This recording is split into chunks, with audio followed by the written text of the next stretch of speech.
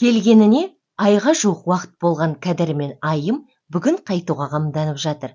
Курорт Айымға жақты. Ауылдағыдан әлде қайда жақсарып, қарға аунаған түлкідей түлей бастады. Баласын ұмыта қоймағанмен, жүрегін осқылаған ойдан арыла бастаған еді. Кәдір бұл жердегі дәрігерлердің бәрімен де танысып үлгерген. Ол барып алғысымды айтып шығайын деп бас дәрігердің кабинетіне келді. Міне қызық, орнында бұрын бұл жерде көрмеген басқа адам отыр. Жас шамасы өзінен көп кіші емес. Бір ғажабы өзінен ауынымайды. Тура өзінің көшірмесі сияқты. Ол да оған үнсіз қадала қарап қалыпты. Әлден уақытта барып дәрігер: "Отырыңыз, жай келдіңіз бе?" деді. Кәдір үндеген жоқ. Мына жігіттің осынша ұқсастығы оның сонау ауыр кезеңде балалар үйіне беріп, хабарсыз кеткен інісін еріксіз еске түсірді. Осының өзі сол емес пе деп ойлады. "Неге үндемейсіз?" деген дәрігердің даусы ойын бөліп жіберді. "Сіз маған өте ұқсас екенсіз." "Оны мойындаймын, адамға адам ұқсай береді ғой. Мүмкін туыс шығармыз?" деп күлді Кәдір өз сөзінен өзі қысылғандай. "Қай жерден едіңіз?" "Сарыарқаданмын." "Ол жақта менің туысқаным жоқ." Осы кезде телефон шылдыр ете түсті. Трубканы көтеріп жатып: "Жалпы менің туысым жоқ. Туыс боламын деген адамнан қашпаймын." "Я, тыңдап тұрмын. Жарайды, қазір," деп трубканы қоя салды да Кәдірге қайта бұрылып: "Сізбен сөйлескім-ақ келіп тұр. Бірақ уақытыңыз болып қалды. Кейін бір келіп отырып кеңесерміз. Келген жұмысыңызды айта беріңіз." "Оның дұрыс қой. Біз жеңгең екеуміздің келгенімізге 1 айға жуық уақыт болды. Енді қайтуға бет алып отырмыз. Осындағы дәрігерме рахмет айтайын деп келіп едім. Ол кісі басқа жұмысқа ауысып, орнынан мен келдім. Бірақ сіздің сәлеміңізді жеткізейін." "Рахмет шырағым. Енді бір қағазға қол қойсаң." Дәрігер қағазды алып фамилиясын көріп қалт тұрып қалды. "Бұл не деген ұқсастық? Қоңыров Кәдір? Менің де фамилиям Қоңыров, атым Сәдір. Өзі менің өлді деген ағайым емес пе?" деп ойлады. "Шырағым, сенің атың кім?" деді Кәдір қағазға қарап тұрып қалған дәрігерге. "Сәдір" деп таңдана қарады. "Сенің төсіңде үлкен қарамен бар ма?" "Я, бар. Оны неге сұрадыңыз?" "Біз 2 ағайынды едік. Әке-шешемізден жас қалдық. Мені нағашым асырап алды да 5 жасар інімді Түлкібастағы балалар үйіне берді. Содан хабарсызбын. Іздеу сала алмай жүрмін." Бұдан әрі Сәдір шыдап тұра алмады. Бас салып құшақтап, "Бауырым!" деп өксіп қоя берді. Ағайынды екеуі де жылап тұр. Әлде тұра берер ме еді?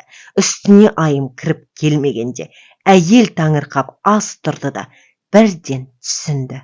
"Мынау жеңгең" деп таныстырып үлгергенше Айым да Сәдірді құшақтап жылай берді. Әбден мауықтарын басқан ағайындылар кабинеттен асқан шаттықпен шығып Сәдірдің қаладағы үйіне тартты. "Мен қараңғымын. Нағашымның қолында болып білім ала алмадым. Небәрі 7 класты бітірдім. Сен үкімет тәрбиесінде өсіп, білім алып, азамат болдың. Мені неге іздемедің?" деді Кәдір інісіне зілсіз назбен. "Мені Түлкібас балалар үйіне әкелді. Сол жерде айдан астам тұрған соң Кәрім деген үлкен кісі асырап алды. Мен соның тәрбиесінде болдым. Ол мені оқытты. Өзінің Әбдік деген жалғыз баласы бар екен. Шамасы сіздер құралыптас. Екеумізді бірдей ұстады. Киген киімімізге дейін бірдей киіндірді. Фамилиямды ғана өзгерткен жоқ. Сосыңғы өмірімнің бәрін өзгертті." Бертін келе шал мен кемпір екеуі арасына ай салып қайтыс болды. Кәрім өлер алдында баласы екеумізді қасына шақырып алып: "Сен екеуің 2 кісінің баласысыңдар. Бірақ бір анадан туғандай етіп тәрбиеледім. Сенің," деді ол маған қарап. "Нағашыңның қолында жалғыз ағаң бар еді. Оны өлді деп естідім. Аты Кәдір болатын. Білетін шығарсың," деп маған қарады. Еміс-еміс есімде болатын. "Ал нағашыларың?" деді күрсініп.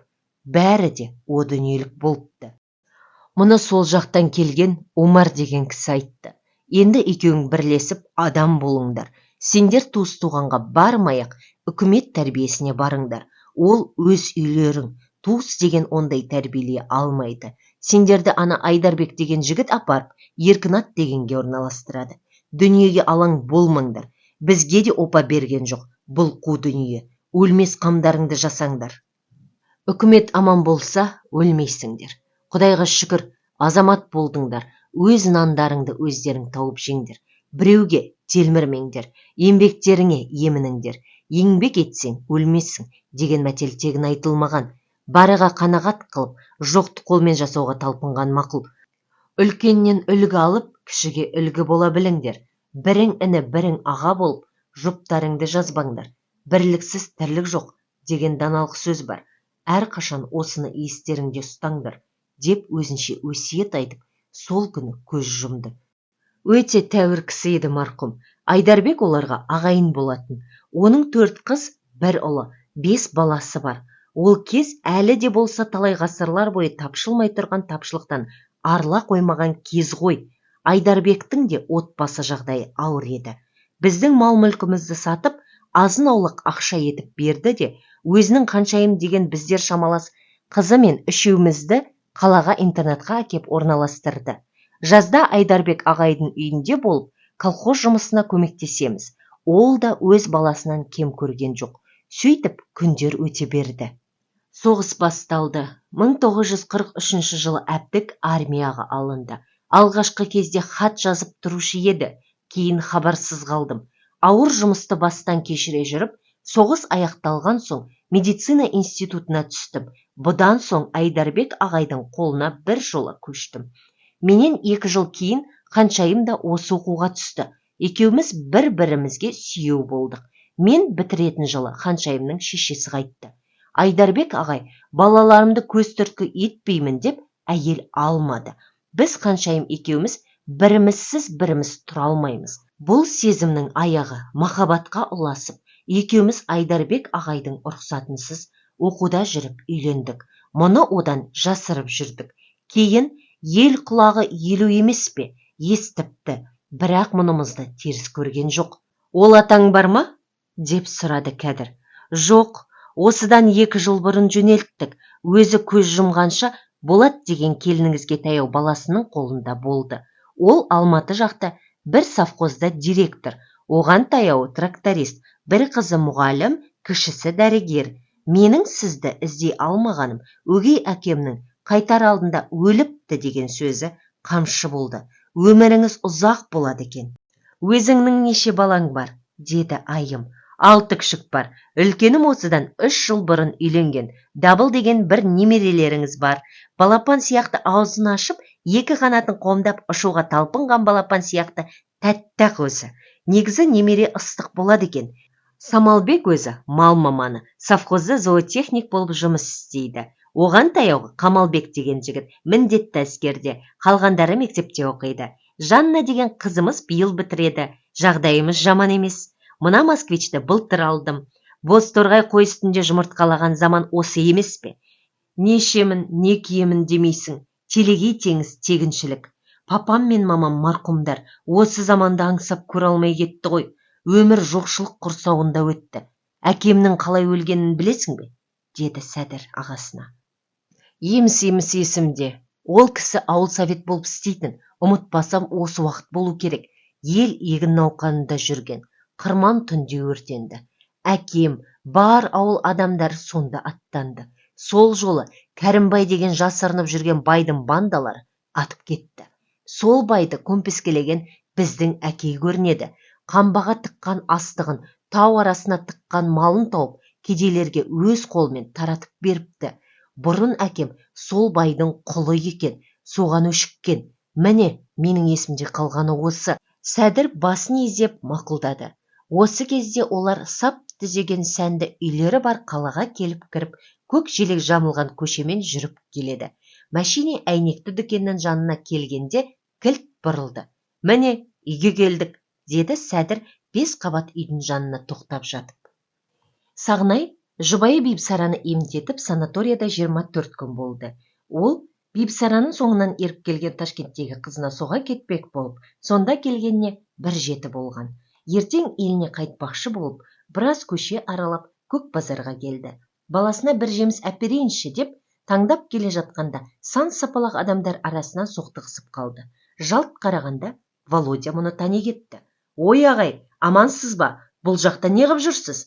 Қызыма келіп едім, сені тани алмай тұрғаным, деді Сағынай орыс жігітіне қарап. Не, сіз айналдырған 3-4 ай ішінде ұмытып үлгердіңіз бе? Мен Володямын ғой. Анада бала тауып алғандағы шофер. Ол жігіт қайда? Кешір шырағым, танымай қалғанымды. Біз есте сақтау қабілетіміз азайып келе жатқан жандармыз ғой, деді. Осы кезде баланы ертіп, жұбайы мен қызы да келді. Ол азамат міне Володя. Ардақты көтеріп бетінен сүйді. Нағыз азамат. Аты кім? Толик. Молодец, Толик. Мен сені шайтан шығар деп атып тастай жаздадың ғой, деп маңдайынан иіскеді. Басқа ештеме айтпады. Ал, үйге жүріңіздер, қонақ болыңыздар, біздің жанұямызбен де танысып білісіңіздер, деді Володя Сағынайға. Бірақ Сағынай ертең жүретінін ескертіп, рахмет айтты. Қызымен таныстырмақ болып еді, оны танитын болып шықты. Сол автобазада екінші бухгалтер екен. Арада жыл өтті. Кәдір мен Айым бұл кезде ауыр ойдан сәл де болса жеңілдегендей еді. Інісінен алған берік үйдің ішін думандатады да жүреді. Ол бұларға тез бауыр басып кетті. Кешке малдан келген Кәдірдің ермегі сол. Төсіне мінгізіп алады да, сөйлетіп Айым екеуі тілін қызықтайды. Кім баласысың? Папаң мен мамаңның аты кім? Кәдір, мама аты Айым. Нешедесің? 4-темін. Өскенде бізді қалай асырайсың? Нан берем, қант берем. Оны қайдан аласың? Мамамнан сұрап аламын. Айым мен Кәдір біраз күліп алды. Мен нан бермеймін, онда қайтесің? Онда папан екеуіміз сұрап аламыз. Солай ма, папа? Дейді. Қызықты қылығымен, тәтті тілімен үйді базар етеді. Алайда Айым Ардақты ұмыта алмады. Анда-санда көз жасын сығып алады. Жуырда Кәдір москвич алды. Бұл еңбегінің жемісі. Жыл сайын отар соңынан отар өргізіп келеді. Биыл еңбегі ерекше бағаланып, еңбек қызыл ту орденін алды. Жағдайлары жақсы. Дегенмен, бірдеңе жетіспей, бір үзігі жалғанбай тұрған сияқты болады да тұрады.